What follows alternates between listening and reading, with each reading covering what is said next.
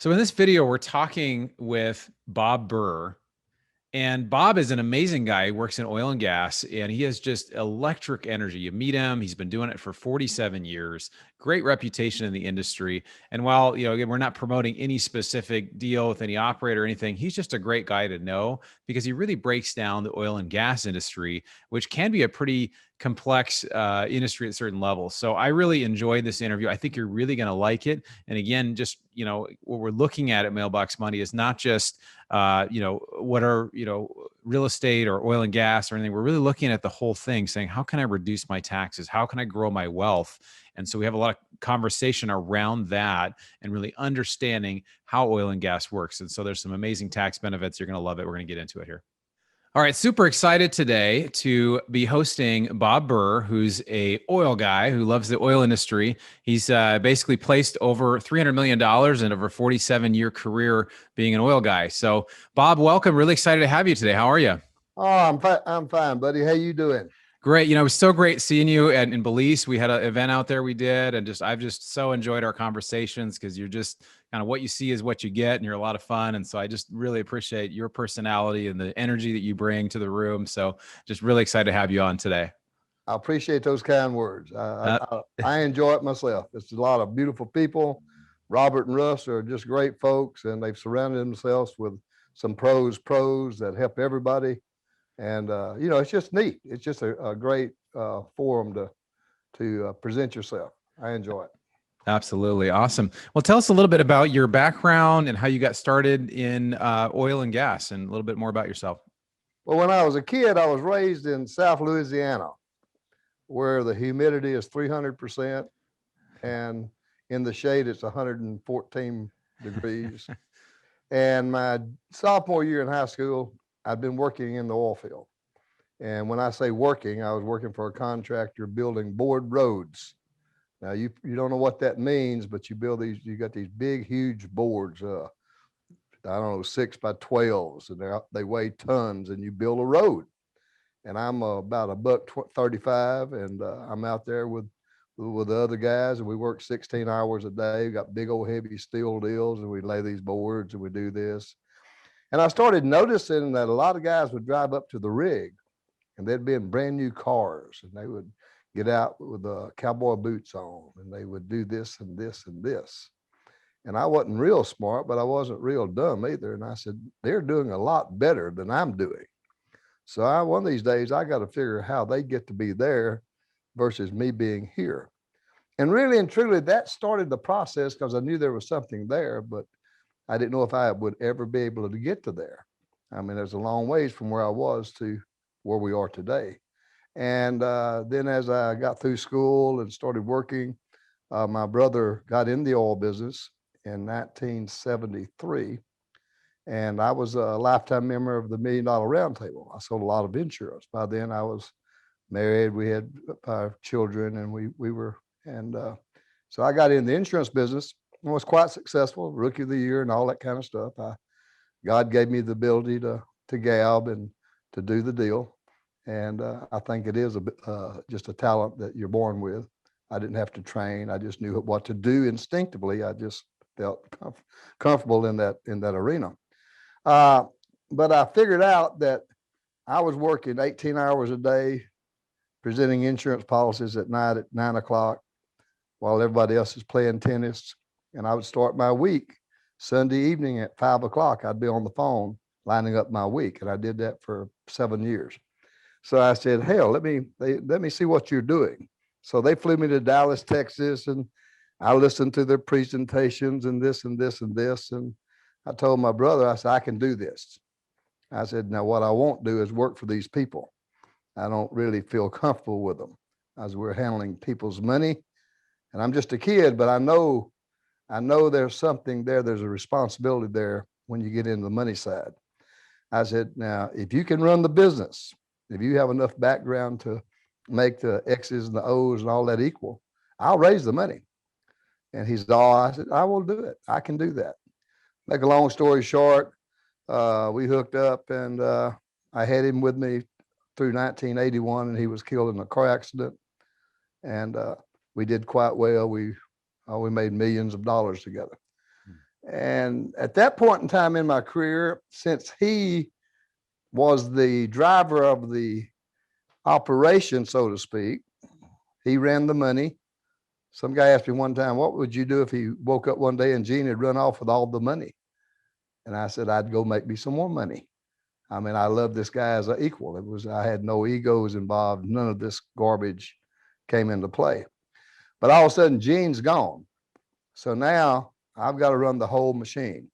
I've got to do everything, recruit, do the deal.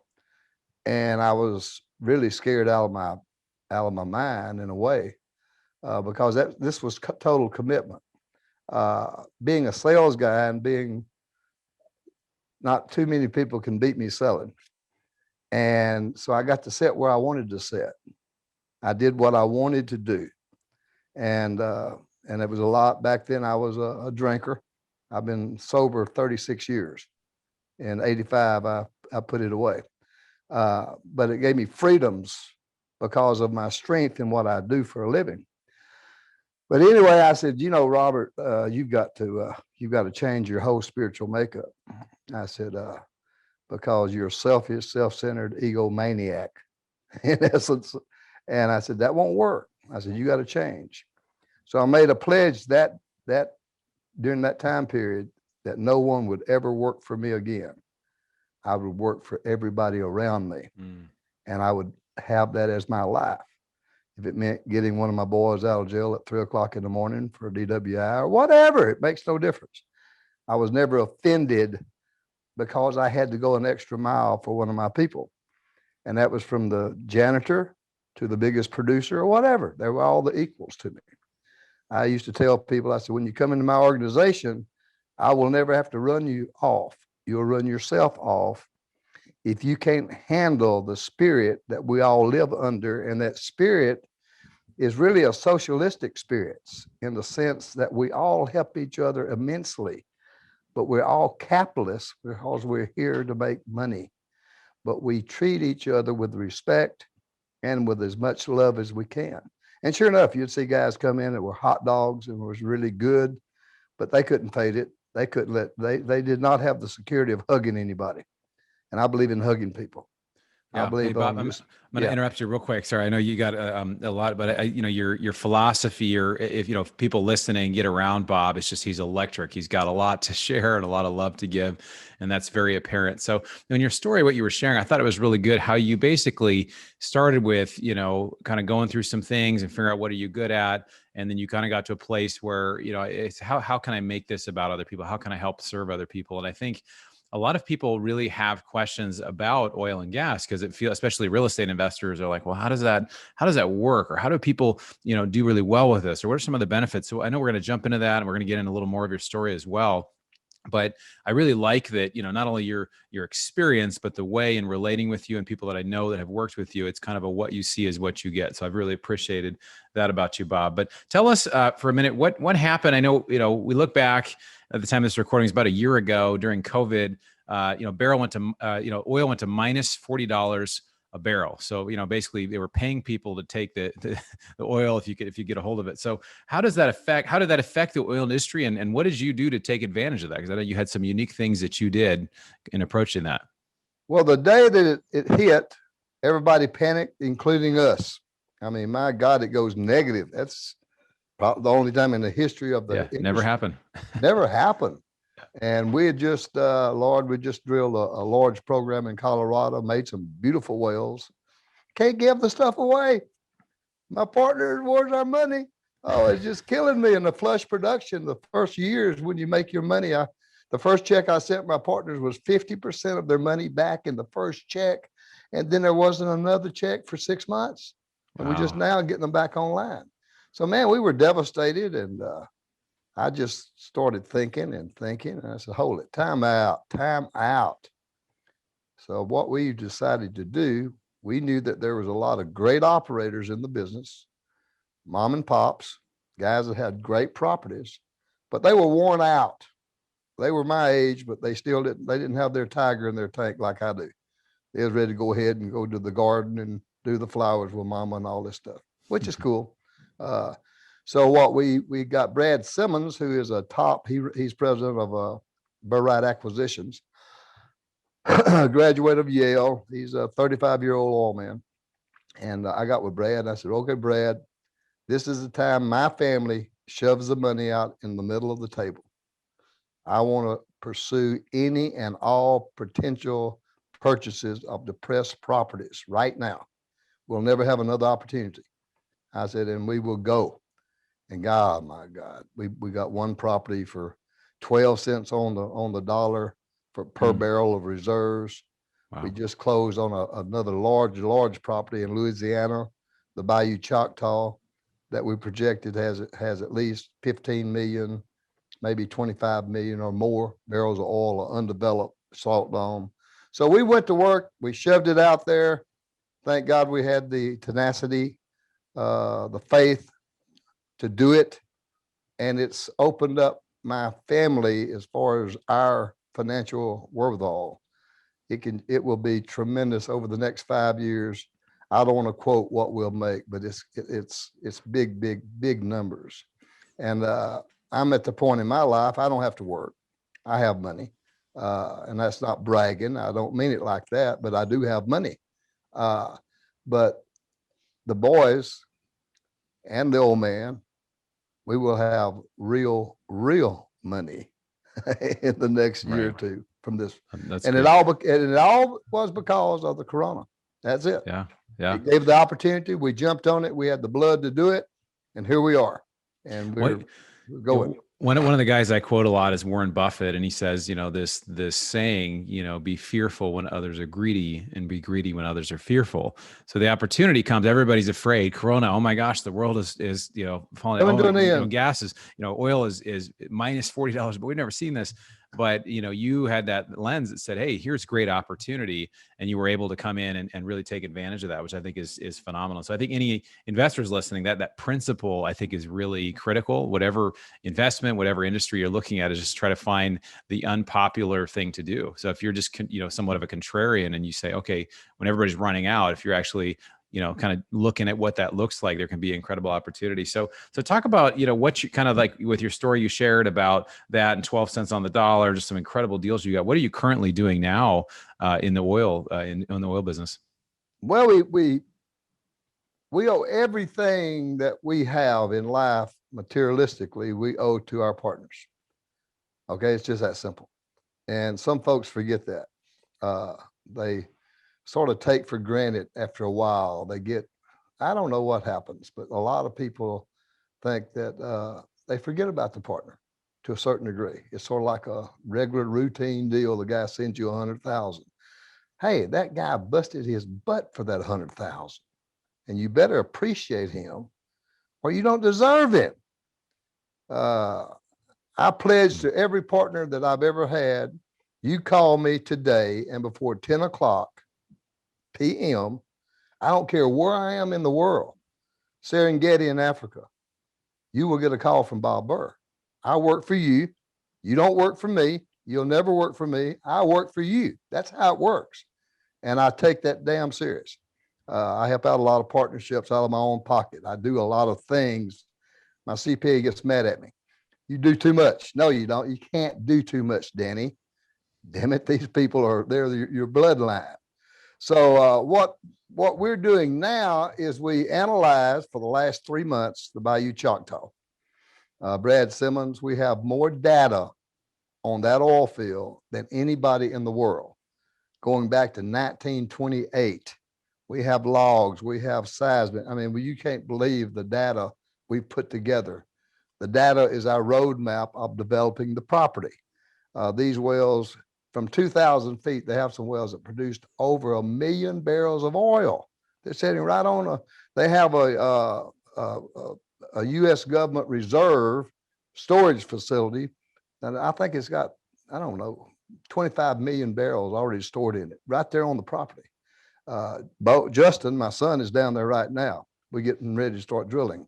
But anyway, I looked at it and I said, okay, what can we do as a benefit to us and as an unprecedented benefit to our partners?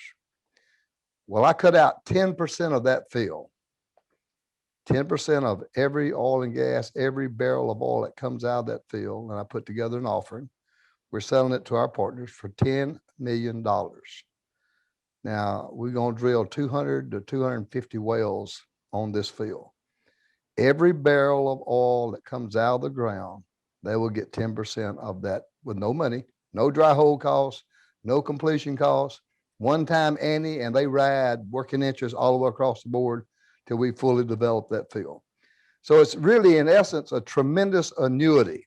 It will start off and just start growing, because every time we put more wells on, we feel like we can drill a minimum of 12 to 24 wells a year. Well, it doesn't take long, 75 barrels a well, and we feel like our success rate is going to be 90%, okay, 85, 95, really and truly higher than that, but I won't even use that number because it's like mining oil. It's a completely different play than a stratigraphic trap or 3D seismic where you see a bright spot and all this kind of stuff. We know the oil's there. We're offsetting, we're infill drilling. We're going back to areas like we just did a pooling arrangement against two landowners where you're on the property line. Used to, you'd have to be off 300 feet or whatever off that property line. You couldn't drill. Well, by getting them to unitize their property and as one, we picked up another, I think, 22 gorgeous locations, additional locations by Brad doing that work. So we're excited. It should be the greatest deal the partners have ever gotten in. Not a tax write-off for them. That will be as we develop. Now, what we're doing is we drill the wells with our money. I'm not asking a partner to put up one nickel to drill. I'm going to fund all the drilling myself. After we've drilled the well, after we've logged the well, after we've evaluated every factor involved in the well, then what I'll do is do a completion fund. And I'll call you and I say, okay, here's one. Looks like it's going to come on doing 100 barrels a day. It's got reserves of, golly, it's a big one. That zone's 30 feet thick. We got 5 zones in it. Boom, boom, boom. We're selling the completion for $1 million. And you go 50, we're 50-50 partners in it. But I've done the gambling, not you, with my money. Won't get any better than that, buddy. Yeah, no, it's interesting. A lot of people, I think, if you're not used to, unless you live in Houston or parts of Texas or, places where there is oil, a lot of people are just unfamiliar with it. And, you're explaining, there's different structures of the way that it goes. And just for a reminder, we're, for our listeners, we're not, promoting your deal or anybody's deal. We're trying to understand how this asset works. And so, for you, I guess actually, if you were to talk to a passive investor, what are some of the risks that go on with just in general when it comes to oil? I know sometimes there are operators that they drill 5 different holes in different places, and maybe 4 of them are dry and 1 of them hits, and that's the big one. So that, what are some of the risks kind of involved in general when it comes to oil? And it sounds like there's different types of structures. I mean, you mentioned a couple different types where one's more kind of a fixed, you get a fixed amount of 10%, and this other one is kind of an upside of 50-50. You kind of split 50-50 with the operator and the passive investor. But what are some of the risks involved in some of the other structures there? Well, again, you've hit the nail on the head. You can do a wildcats. A wildcat is a bright spot 3D seismic shoot, no production, 5 miles around you or 10 miles around you. You're going to hit 2 out of 10, 20%, if you're lucky. You can do offset drilling where you're closeology. That's the best geological tool you can use. The closer I can get to the line in Africa, the better shot I have of getting me a line. The same way in the oil business, closeology. Or you can get into a very specialized type drilling, a salt dome affair. Now, salt dome, if you imagine, the salt comes up millions of years ago, comes up out of the ground, 20,000 feet down. There's a stem with it, and it makes a big mushroom. And it's fractured. All this earth as it comes up just fractured, and it's got a seal against the stem of the salt. So then you drill and it's fractured, and you really have no spacing qualifications there. So that's more like mining oil. Now for the partners, I will never, ever, ever, and you've heard me say this on the cruises, George, you can lose every nickel of your money in the oil business. There's a reason why they let us write off 90% of it the first year. And I do never, ever, ever present it any other way than that. However, what you do in my business, if you've been around as long as I have to figure a way to increase those odds. Well, on a salt dome, it won't be any better. You can't get any more conservative as far as the potential of making oil than drilling on a salt dome. We know it's there. Now, really, truly, it really is how many zones will we cut as we drill down. I was reading your questionnaire, and you was talking about partners and what type of partner do I look for. I want a partner to be substantial financially. I want him and his family not to worry if he should lose 100 grand with me. I don't want to hurt anybody, nor will I. I want them to be fully accredited partners. That verification Reg D 506C offering. I want him to let me educate him first. I want to take our time and go over each and every factor in the deal. It's nothing that we got to do in one day. It's nothing that, well, if you don't get on this one, you'll never, no, I don't play that garbage. That's bullshit. I don't like it. It offends me actually. I want them to know that Bob Burr and family took their time and they educated him, educated the lady. And then we talk about economics. It's a great place to put your money, but you got to be with the right people.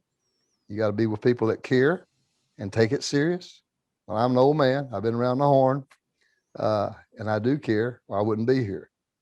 I mean, you know, longevity proves something that you're doing right, and we do it right. I love for the partners to be in the tax position, whereas they give me $100,000 and I give them a $90,000 write-off against ordinary or passive income that very year. You see, now what we'll do at the end of the year, we'll come out with a drilling program to shelter a lot of our folks' money. They've got to use the money all year long. Hopefully they made them a bunch of money with that money. And now we're going to shelter it and we're going to write all that off. And they will get a lot of tax write-offs against their income. And so that's I think that's really good. Yeah. So I know there's a lot of tax benefits. I mean, you mentioned, you know, obviously we're not giving any specific tax advice for people, but be able to write off 90% of what's invested in year one, potentially against ordinary income. That's a huge one.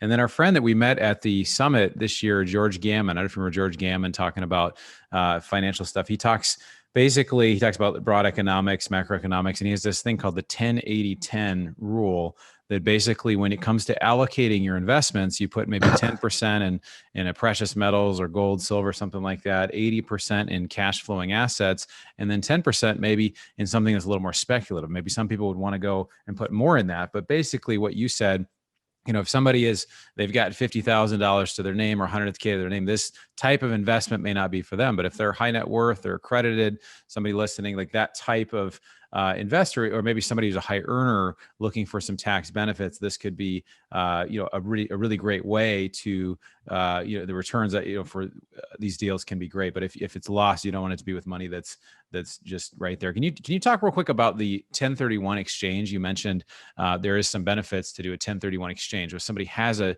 property that they sell, I know one issue a lot of investors have is they're selling, a rental house, an apartment or whatever, and they can't figure out where to put it. So is there a way to 1031 into something like this, or do you 1031 out, or how does that work? Oh, no, sure. They're doing just literally millions and millions of dollars out in Odessa and Midland right now, 1031.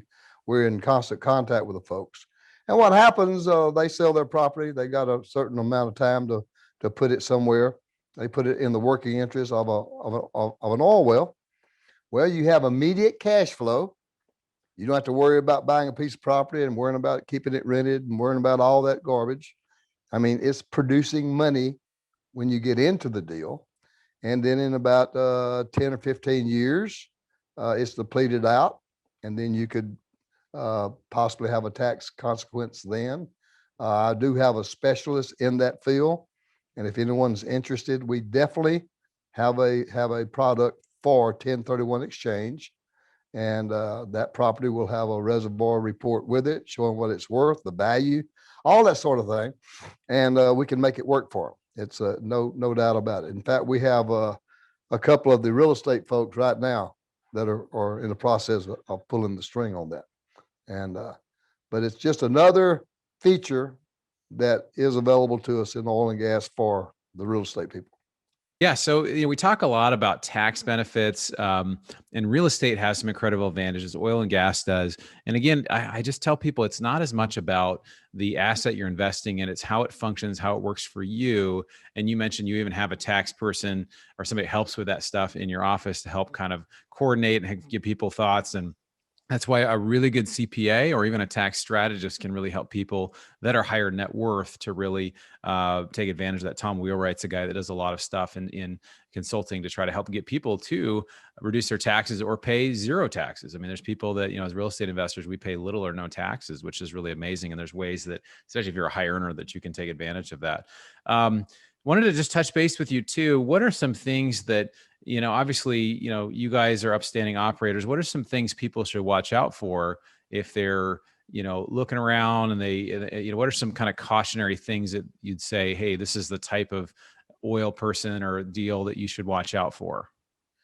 Well, I'm a true believer in the team, the folks. When I'm talking to an individual, when my sons are talking to individuals, if they don't receive that spiritual well-being from the way we present things, I believe in putting it right on the table, not pulling any punches. I don't mean to offend anybody, but I'm not here to win friends or influence people. I'm here to present a product. I'll work my butt off for you. I'll make it work or try my damnedest, die on the field. I mean, that's who this deal is here, this whole group of mine. I've raised all of them, and I'm the old king daddy-o, so to speak. But you got to sit down with the folks, and I want them to get that feeling. I want them to look forward to shaking my hand and us having lunch together or dinner together. I pray that they can come down to Baton Rouge, fly in, and we can take them out to the field and they can spend a day there. The more they can do to get to know Bob Burr, the better off, or the boys, because we're going to be with them a long time. And like I used to do business damn near with anybody when I was a kid. I don't do business with anyone anymore. If there's somebody that's acidic, egomaniac, know-it-all, I pass. I don't want it. It's no fun anymore for me. I want guys that bust their butts. They worship their families. They educate them. They're doing their damn everything they can do to do it right. And then we'll go a long ways because I'll back them to hell and back. And I'll keep, and that gives me goosebumps to talk in that fashion. But I mean that from the bottom of my heart because we're going to be married a long time. And oil well not going to produce for a year. So if they don't like me now, damn, man, why do it? It doesn't make sense. Absolutely. Another Warren Buffett quote, he says, we only work with people we like and we trust. And if you don't like and trust someone that you're working with, and when we do our multifamily deals, we look at it like that. It's a relationship. It's not about the deal we're doing now. It's 5, 10, 15 years from now. Hopefully somebody's super happy. They referred friends and family, and you really do become family because it is like a relationship or a marriage. So I think that's a great way to look at it. Well, Bob, I know we could spend a lot of time kind of talking through all of this. I just wanted to say that from what I've known from you, you're an amazing guy. You love people. And I think that is, and even we talked a little bit before that we started recording about spiritual purpose and kind of why we're here and doing what we're here to do. And even you've been doing this for so many years, but you choose to do it, not because you have to do it, but because you love people. And I think that really comes through. So I just wanted to let you know that I appreciate that about you. I see that. And just a couple of personal questions that are kind of unrelated to this. Was going to ask you, is there anything, again, because this show is really about passively investing in things, maybe that people are unfamiliar with. Is there something outside of oil that you like to invest in just on a personal level that you look at, if you're looking at things of this is another type of investment that you enjoy or you're looking into? Well, I paid 90%, maybe 95% of my efforts are in oil and gas. I have a portfolio of gold that's in a safety deposit box. I have 2 subdivisions. One of them I own 100% of that I haven't drawn a nickel on in 3 years, but will give me a great payday here in the next year. They're a little slower than I'm used to. Sure. So I do a lot of that sort of thing. I'm not a big player in the market. I tell my broker that handles my money, I say, I make my money, you protect my money. I'm the money maker and you protect my money. I don't care about taking some wild shots. I'm not into Bitcoins. Now, we did do the Bitcoin deal. We were miners of the Bitcoins. Justin, my son, he was running that. And we had, I don't know, 50 machines running. And we ended up with, I don't know how many, 1,000 Bitcoins or whatever. It was serious money. And he called me one day. He said, Dad, I think we need to liquidate. I said, hey, babe, you running it? I'm busy, whatever. And I think it was $1,200. So it cost us several million by selling it, but that's okay too. It's a great education. I bump his head back. I said, oh boy, you made it. I keep him very humble because of that, boo. Yeah. But we're like everyone else. I like things that I'm in. I don't like really complicated things. 2 and 2 is 4. Papa told me that when I was about 7 years old. It's not 3 and it's not 5. And that's carried me a long ways in life. So like electricity, I don't grab a hold of electricity if I can't see the other end of the wire. I was taught not to do that. And so, but I'm not saying that, I think the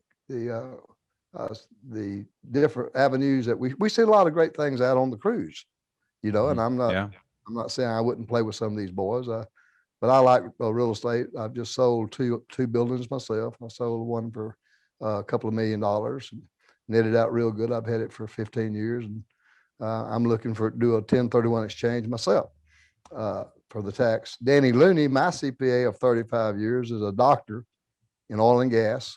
Brilliant. He's our guy to handle with any partners that need help. I'll match Danny with anyone alive. I mean, he's a good Christian guy, beautiful guy, knows his business. But I'm married to the oil business. I wake up. I mean, the first well I drilled, when I walked out there on that rig and just felt it, I knew I'd be there the rest of my life. It's nothing more than exciting. I mean, where can you take $1, okay, and turn it into $1,000 in 2 weeks? In 2 weeks. I think pretty much Bitcoin or it's really not sure. But not 5 years, 2 weeks. Yeah, 2 weeks. Amazing. Yeah, that's an instant gratification. I like that. Yeah, no, well, I can tell. I mean, that is really it is really a unique asset, and I think there's tons of advantages for it. So, well, I really appreciate you coming on, Bob. We're gonna wrap here in a minute, but I just appreciate you taking time and explaining some of this stuff for us. And I just wanted to see if you could maybe let people know how they can get a hold of you if they have any questions or they want to reach out and just connect with you. What's a good way to get a hold of you? Yes, admin@panex.us. Okay. Admin at Panex, PANEX.us. We'll stick a note in the notes below or in the show notes. But awesome. We'll really appreciate, again, you coming out. Looking forward to seeing you more at events, and just love your energy and the passion you bring to what you're doing. It's very clear. So thanks again. And we'll look forward to doing this again, hopefully. Well, you're welcome. I hope your audience enjoys it. Just let the folks know, anyone that does check in with us, they will be treated with respect and with honor, and just an educational trip. And that's how it works. But thank you so very much for letting me share with you. It's been a great, great honor. Have a good day. Wonderful. Thanks. Okay, buddy. So I hope you enjoyed this interview with Bob Burr. I got a lot out of it. I just love the guy, love his energy, and just really enjoyed this interview. So I hope you enjoy it as much as I did. And we'll look forward to seeing you on the next show here. So let me know your thoughts on this one. You've been listening to the Mailbox Money Podcast. For more free resources, articles, and videos, go to BronsonEquity.com. There you can download your copy of the special report, The Single Best Investment Strategy During and After a Pandemic. None of the information shared here is an offer to buy a specific investment, and this is for educational purposes only. Consult your financial, legal, and tax professionals and use your own common sense before making any investment decisions. Thanks for joining us, and be sure to tune in next time for more Mailbox Money.